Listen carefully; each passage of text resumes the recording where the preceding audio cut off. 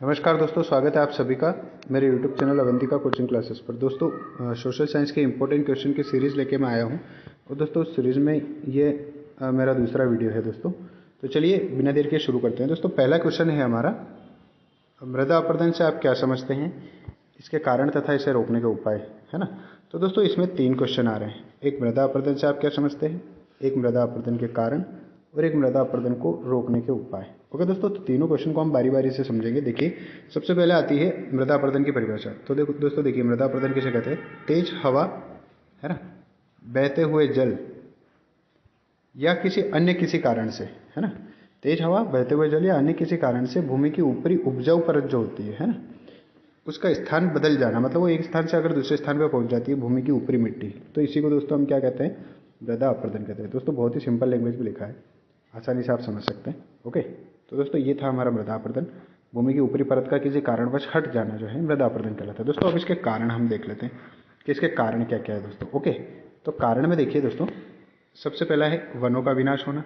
दोस्तों जैसा कि आप जानते हैं, वनों की जो या पेड़ों की जो मिट्टी जो जड़ें होती है वो मिट्टी को पकड़ के रखती है ना। तो वो जकड़ी हुई मिट्टी दोस्तों अपना स्थान बदल नहीं सकती। ओके, इसलिए वनों का विनाश हो जाएगा तो वनों की मिट्टी जो है, जो मिट्टी है जंगल की, उसको पकड़ के कौन रखेगा। ओके दोस्तों, फिर आता है अत्यधिक पशुचारण होना। पशुचारण दोस्तों, जब पशु चरते हैं तो उनके खुर जो होते हैं, है ना, निचले पैर में जो जैसे हमारे नाखून होते हैं वैसे उनके खुर पाए जाते हैं, तो उन खुरों से क्या होता है, मिट्टी उखड़ती है और फिर हवा के द्वारा एक से दूसरे स्थान पर पहुंच जाती है। दोस्तों फिर अगला है हमारा आंधी तूफान या फिर बाढ़ आना, है ना। आंधी तूफान जब भी आते हैं, तेज हवा चलती है या तेज पानी आता है तो बाढ़ आ जाती है, और बाढ़ के साथ साथ मिट्टी की ऊपरी परत जो है वो स्थान बदल देती है। अगला है दोस्तों हमारा अधिक वर्षा होना, है ना। तेज अगर बारिश होगी तो उससे भी दोस्तों मिट्टी का स्थान बदलेगा। ओके, आशा करता हूँ यहाँ तक आपको समझ में आएगा। चलिए दोस्तों आगे हम बढ़ते हैं और अब देख लेते हैं हम इसको रोकने के उपाय। ओके दोस्तों, तो देखिए आपके सामने मैं क्वेश्चन लगा चुका हूँ, आंसर आपके सामने है, उपाय देख लेते हैं। तो दोस्तों इसको रोकने के उपाय देखते हैं। सबसे पहला उपाय है हमारा, अधिक से अधिक पेड़ उगाए जाने चाहिए। दोस्तों जो हमने कारण लिखे हैं उसी का अपोजिट हमारा उपाय हो जाएगा। ओके दोस्तों, है ना। अगर ये मृदा संरक्षण के उपाय पूछता है तो भी यही है दोस्तों, है ना, याद रखिएगा। तो देखिए अधिक से अधिक पेड़ उगाए जाने चाहिए, है ना, पहला उपाय ये। दूसरा क्या है, पशुओं को चलने, छप गया दोस्तों, यहाँ पे चरने कर लीजिएगा आप। ओके ओके, तो दोस्तों देखिए, पशुओं के चरने के लिए गौशाला का निर्माण करना, है ना, क्योंकि पशु गौशाला में चरेंगे तो दूसरों के जो ज़मीन है वहाँ पे, दूसरी ज़मीन पे हमारा मृदा अपरदन नहीं होगा। ओके दोस्तों, अगला है बाढ़ को रोकने के लिए बांध बनाना। दोस्तों बांध बना के बाढ़ को रोक लिया जाएगा। अगर बाढ़ रुक गई, है ना, तो मृदा अपरदन होगा ही नहीं। अगला है दोस्तों वैज्ञानिक तरीके से कृषि करना। वैज्ञानिक तरीका मतलब दोस्तों, इसमें वैज्ञानिक तरीके से कृषि करना क्या होता है कि वैज्ञानिकों द्वारा कुछ पद्धतियाँ बताई जाती है ना, जिसमें जो भी नुकसान होता है जैसे मृदा अपरदन हुआ वगैरह वगैरह, है ना, तो इन सब चीज़ों को रोक के वो तकनीकें विकसित की जाती है। ओके दोस्तों, चलिए आगे बढ़ते हैं इसी सीरीज़ में। दोस्तों अगला हमारा इंपॉर्टेंट क्वेश्चन है, मृदा संरक्षण से आप क्या समझते हैं। दोस्तों मृदा अपरदन या मृदा संरक्षण दोनों में से एक क्वेश्चन जरूर आएगा आपके, तो अच्छे से समझिएगा। मृदा अपरदन को रोकना, है ना, मतलब मृदा जो एक से दूसरे स्थान पर जाती है उसको रोकना, या फिर मृदा को सुरक्षित करके रखना ही क्या कहलाता है दोस्तों, मृदा संरक्षण कहलाता है। ओके दोस्तों, तो मृदा के अपरदन को रोकना या मृदा को सुरक्षित करके रखना ही क्या कहलाता है दोस्तों, मृदा संरक्षण कहलाता है। ओके दोस्तों, चलिए बढ़ते हैं आगे अगले क्वेश्चन की तरफ। अगला क्वेश्चन है दोस्तों हमारे लिए, वनों से होने वाले प्रत्यक्ष और अप्रत्यक्ष लाभ लिखिए। दोस्तों मोस्ट इंपॉर्टेंट क्वेश्चन है और बहुत ही सिंपल सा क्वेश्चन है, लेकिन फिर भी बच्चे इसको पता नहीं क्यों लिख नहीं पाते हैं। तो चलिए समझते हैं इसका आंसर। वन हमें जलाने के लिए, दोस्तों इसमें को थोड़ा सा सुधार लीजिएगा। ओके दोस्तों, तो देखिए वन हमें जलाने तथा भवन निर्माण के लिए क्या करते हैं, लकड़ियाँ प्रदान करते हैं। दोस्तों इमारती लकड़ियाँ हमें प्राप्त होती है, जिसका उपयोग कहाँ पे किया जाता है दोस्तों, भवन के निर्माण के लिए किया जाता है, और जलाने के लिए भी ईंधन के रूप में हमें लकड़ियाँ प्राप्त होती है वनों से। ओके दोस्तों, तो पहला हमारा लाभ ये हो गया। दूसरा देखिए, वनों से हमें प्राणवायु ऑक्सीजन प्राप्त होती है, जो कि हमारे जीवित रहने के लिए सबसे आवश्यक है। ओके दोस्तों, अगला देखिए, वनों से हमें कई प्रकार की जड़ी बूटियाँ, फल फूल सब्जी आदि प्राप्त होते हैं। तो दोस्तों ये सारे प्रत्यक्ष लाभ है जो अपन पढ़ रहे हैं। ओके दोस्तों, अगला, प्रत्येक जीव जो है, की छप गया दोस्तों, यहाँ पे प्रत्येक जीव आएगा, है ना। प्रत्येक जीव जो है प्रत्यक्ष या परोक्ष रूप से भोजन के लिए किस पर निर्भर है दोस्तों, वनों पर ही निर्भर है। ओके दोस्तों, आगे देखिए, वन्य उत्पादों से विदेशी मुद्रा की प्राप्ति होती है। दोस्तों ये अप्रत्यक्ष लाभ है ना। जब हम वन्य उत्पादों को विदेशों में सप्लाई करते हैं, है ना, निर्यात करते हैं, तो वहाँ से दोस्तों हमें विदेशी मुद्रा की प्राप्ति होती है। ओके दोस्तों, अगला देखिए, वन वर्षा कराने में सहायक होते हैं। अब दोस्तों वन वर्षा कराने में सहायक होते हैं, ये क्या है दोस्तों, ये अप्रत्यक्ष लाभ है ना। चलिए दोस्तों इसी सीरीज में आगे बढ़ते हैं अगले क्वेश्चन की तरफ। दोस्तों अगला क्वेश्चन है हमारा, संसाधन किसे कहते हैं। दोस्तों मोस्ट पॉपुलर क्वेश्चन है बोर्ड के हिसाब से, देखिएगा, संसाधन किसे कहते हैं, उनके प्रकार लिखिए। तो दोस्तों अलग अलग आधार पे अलग अलग प्रकार संसाधन के होते हैं, तो हम सब प्रत्येक प्रकार को पढ़ेंगे। तो देखिए दोस्तों, मनुष्य के आसपास पाई जाने वाली प्रत्येक वह वस्तु जिसका उपयोग मनुष्य जो है अपनी आवश्यकता की पूर्ति के लिए करता है, संसाधन कहलाती है। ओके दोस्तों, एक बार और पढ़ देता हूँ मैं, देखिए, मनुष्य के आसपास पाई जाने वाली प्रत्येक वह वस्तु जिसका उपयोग मनुष्य अपनी आवश्यकता की पूर्ति के लिए करता है, क्या कहलाती, संसाधन कहलाती। नॉर्मली दोस्तों संसाधन जो है दो प्रकार के होते हैं, है ना, निर्माण के आधार पर। एक प्राकृतिक संसाधन होता है, एक मानवीय संसाधन। तो दोस्तों प्राकृतिक संसाधन किसे कहेंगे, प्रकृति द्वारा प्रदत्त यानी दिए गए, प्रकृति द्वारा दिए गए सभी संसाधन जो है वो प्राकृतिक संसाधन कहलाते हैं। ओके, जैसे हवा हो गया, पानी हो गया। ओके दोस्तों, आगे देखिए, मानवीय संसाधन किसे कहते हैं, मानव द्वारा बनाए गए जो संसाधन है उन्हें मानवीय संसाधन कहते हैं। ओके, जैसे मकान हो गया, बांध हो गया, ये सभी मनुष्य के द्वारा बनाए जाते हैं, तो ये सारे मानवीय संसाधन हो जाएंगे। ओके दोस्तों, आगे बढ़ते हैं इसी सीरीज में। दोस्तों आगे आपसे पूछा जाएगा, मान लीजिए कि नवीकरणीय संसाधन किसे कहते हैं, नवीनीकरणीय या नवीकरणीय। ओके दोस्तों, नवीनीकरणीय संसाधन भी बोलते हैं इसको, याद रखिएगा। तो नवीनीकरणीय संसाधन क्या होते हैं दोस्तों, ऐसे संसाधन जिन्हें एक बार प्रयोग करने के बाद पुनः उपयोग में लाया जा सकता है ना, उन्हें नवीकरणीय संसाधन कहते हैं। जैसे जल, पवन आदि। तो दोस्तों जल और पवन जो है इनको हम एक बार उपयोग अगर कर ले तो वापस जल को फिल्टर करके वापस उपयोग में लाया जा सकता है ना दोस्तों। तो ये हो जाएगा नवीकरणीय, मतलब नया बनाया जा सकता है जिसको। ओके दोस्तों, अनवीकरणीय जिसको वापस नया नहीं बनाया जा सकता, मतलब एक बार उपयोग कर लिया तो काम खत्म है। ओके दोस्तों, तो ऐसे संसाधन जो एक बार उपयोग के पश्चात पुनः उपयोग नहीं किए जा सकते, है ना, उन्हें कौन से संसाधन कहते हैं दोस्तों, अनवीकरणीय। यहाँ पे अ कर दीजिएगा दोस्तों, ये अ नहीं छपा है, देखिए दोस्तों ये अनवीकरणीय हो जाएगा। ओके, अनवीकरणीय संसाधन कहलाते हैं। जैसे कोयला और पेट्रोल। दोस्तों कोयले को एक बार हम अगर जला लेते हैं तो राख बचती है और राख को वापस जलाया नहीं जा सकता। ऐसे ही पेट्रोल अगर हम एक बार गाड़ी चला ली तो फिर पेट्रोल हमें मिलेगा क्या, उसका उपयोग वापस कर सकते क्या, नहीं कर सकते।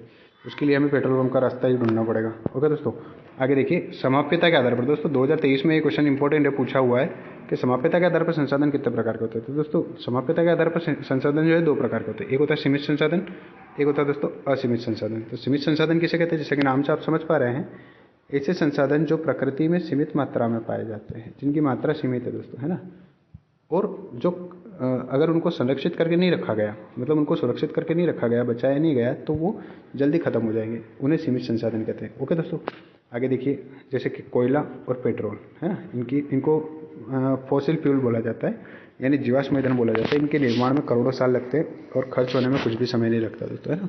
तो अगला देखिए, असीमित संसाधन किसे कहते हैं दोस्तों, ऐसे संसाधन जो प्रकृति में असीमित मात्रा में पाए जाते हैं, अर्थात कभी भी समाप्त नहीं होते, है ना, उन्हें कौन से साधन कहा जाता है दोस्तों, असीमित संसाधन, या हाँ असीमित संसाधन ही कहते हैं।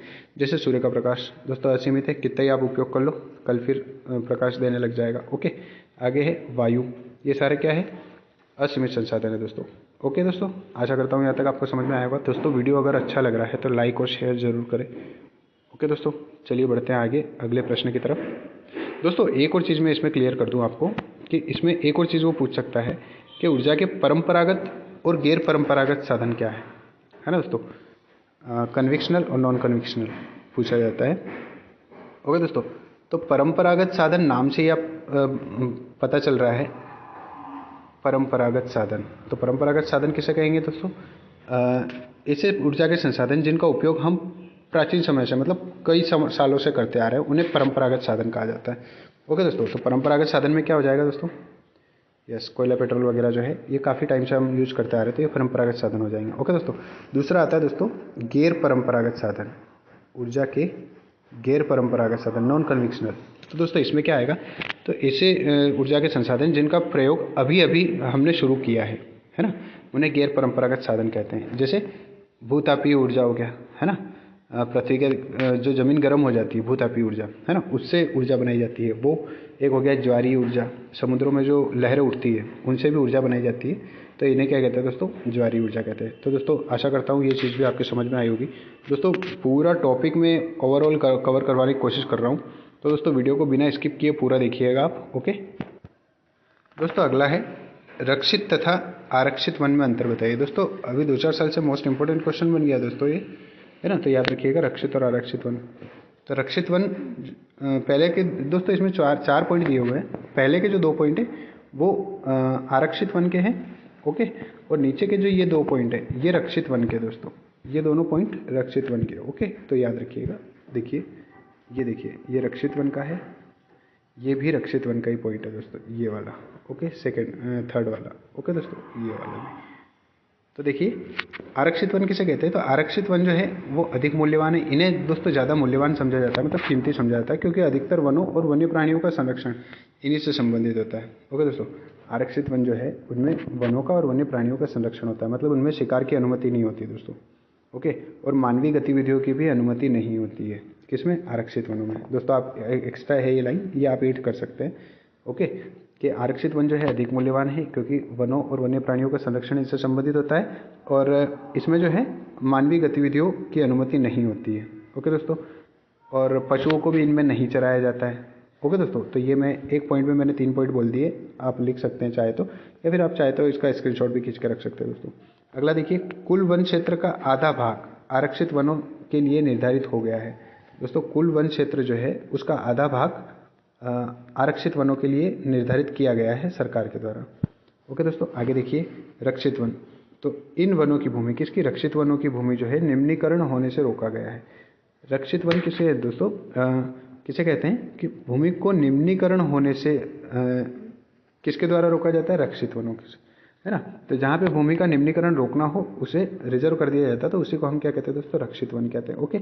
आगे देखिए, कुल वन क्षेत्र का 1/3 भाग जो है वो रक्षित वन घोषित कर दिया गया है सरकार द्वारा, जो है दोस्तों 1/3 मतलब 1/3 भाग जो है वो रक्षित वन घोषित कर दिया गया है, ओके दोस्तों, है ना। तो 3 में से 1 हिस्से पर रक्षित वन है, मतलब यहाँ पे दोस्तों रक्षित वन में क्या होता है, केवल भूमि के निम्नीकरण से भूमि को निम्नीकरण से रोका जाता है, मतलब यहाँ पे आप मानवीय गतिविधियाँ आप परमिशन लेके कर सकते हैं, है ना, और शिकार की भी अनुमति आप ले सकते हैं। और दोस्तों आरक्षित वनों में शिकार की अनुमति नहीं होती है ना। आरक्षित वनों में न तो मानवीय गतिविधियों की अनुमति होती है, न पशु चराने की अनुमति होती है, न ही शिकार करने की अनुमति होती है। लेकिन रक्षित वन जो होता है दोस्तों, इसमें आप पशु चारण कर सकते हैं और इनमें कुछ मानवीय गतिविधियों की अनुमति मिल जाती है, ओके दोस्तों। तो ये था हमारा आज का वीडियो दोस्तों, आशा करता हूँ आपको पसंद आया होगा। अगर आपको वीडियो से कुछ सीखने को मिला है और पसंद आया दोस्तों, तो ज़रूर लाइक शेयर करें, और ऐसे ही एजुकेशनल वीडियो से जुड़ने के लिए दोस्तों हमारे चैनल से जुड़े और चैनल को सब्सक्राइब करें। मिलते हैं अगले वीडियो में दोस्तों, ओके, धन्यवाद।